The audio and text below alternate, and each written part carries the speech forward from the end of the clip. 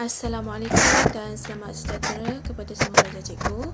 Okey, hari ini kita akan belajar tajuk reka bentuk elektrik. Elektrik ini adalah satu keperluan penting dalam kehidupan kita. Okey, cikgu nak kamu bayangkan sekiranya sekarang kat rumah kamu tiada elektrik. Okey, sebagai contoh, lampu tak berfungsi.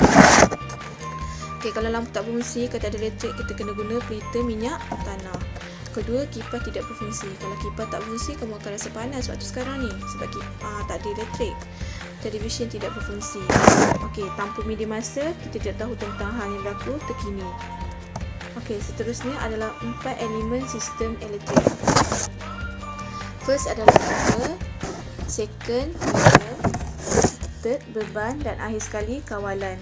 Okey, cikgu akan terangkan elemen sistem elektrik pada slide seterusnya. Pertama adalah sumber. Sumber terbahagi kepada dua jenis. Yang pertama adalah boleh diperbaharui. Bekalan tenaga ini akan kekal selama-lamanya. Sumber yang boleh digunakan semula seperti angin, air, matahari dan ombak.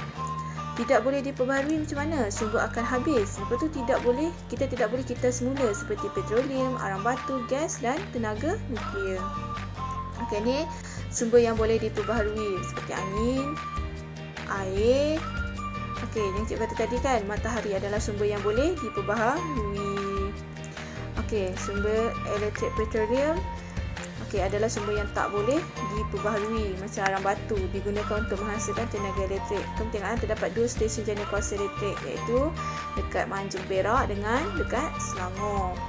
Okey, sumber elektrik gas dengan tenaga nuklear adalah sumber yang tak boleh diperbaharui. Okey, seterusnya medium. Medium ialah perantara antara sumber dengan beban. Dia berfungsi mengalihkan arus elektrik. Okey, terbahagi kepada dua. First adalah tanpa wire, macam notebook kamu kan. Lepas tu macam telefon. Okey, berwire macam apa? Macam kipas. Selain pada kipas, apa lagi? Macam iron, macam televisyen. Okey. Beban. Beban peralatan elektrik yang disambungkan pada litar elektrik untuk membolehkannya berfungsi dan beroperasi. Dan selain itu juga, beban akan hasilkan kesan seperti apa? Cahaya daripada mentol, putaran kipas daripada motor elektrik dan bunyi daripada pembesar suara. Okey, kawalan. Cikgu nak kamu tengok gambar ni, on off kan, kamu tekan. Okey, pengawalan arus elektrik secara selamat dengan memutus dan menyambungkan litar. Dia dilakukan secara manual atau automatik. Okey, kawalan secara manual ni dia menyambung dan memutuskan litar. Sebagai contoh, kawalan suhu secara manual pada setrika.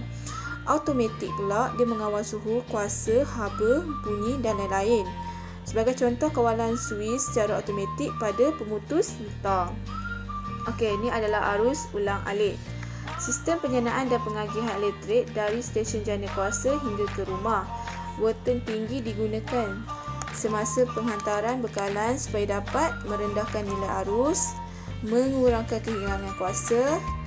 Lepas tu, volten akan dinaikkan dan diturunkan menggunakan transformers. Ni kamu tengok bekalan arus menarik pada rumah kamu dari transformers yang telah direndah kepada voltennya kepada 240 volt. Okey, arus ulang alik. Kamu tengok dia beralun. Dan seterusnya adalah arus terus.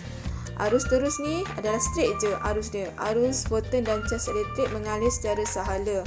Arus dihasilkan daripada bateri, sel solar dan dinamo. Okey, cara reka bentuk litar peralatan elektrik. Okey, ni adalah first kali keselamatan. Reka bentuk litar peralatan elektrik ditunjukkan dalam 3 aspek. Kamu tengok dapat melindungi pengguna dan peralatan. Okey, litar peralatan elektrik ni seperti periuk nasi sebagai contoh, direka bentuk dengan ciri-ciri keselamatan. Ciri-ciri keselamatan ini penting untuk melindungi pengguna dan alatan tersebut. Lepas tu, litar elektrik bagi periuk nasi ini terletak di bahagian bawah periuk nasi. Kamu tengok gambar rajah ni terletak kat bawah periuk nasi. Kedudukan litar elektrik adalah tersembunyi. Nampak tak nampak kan? Sukar dicapai dengan tangan. Lepas tu, dan tidak terdedah.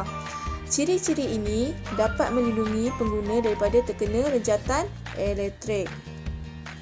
Okey, seterusnya adalah kedudukan peranti dalam litar.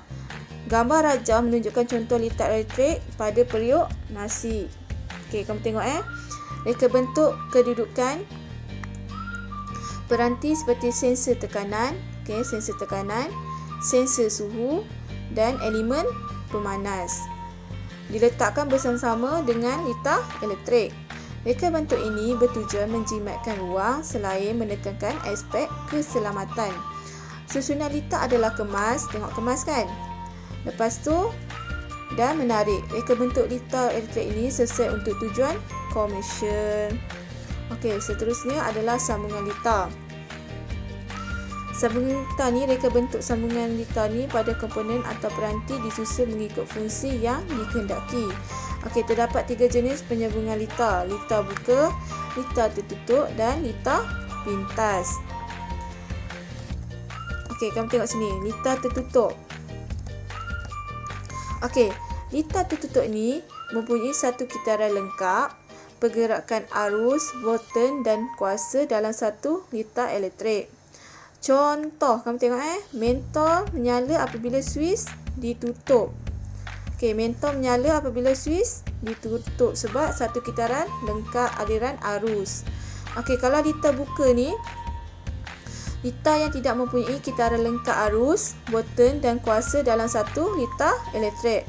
Contoh, mentol tidak menyala. Sebab apa mentol tidak menyala?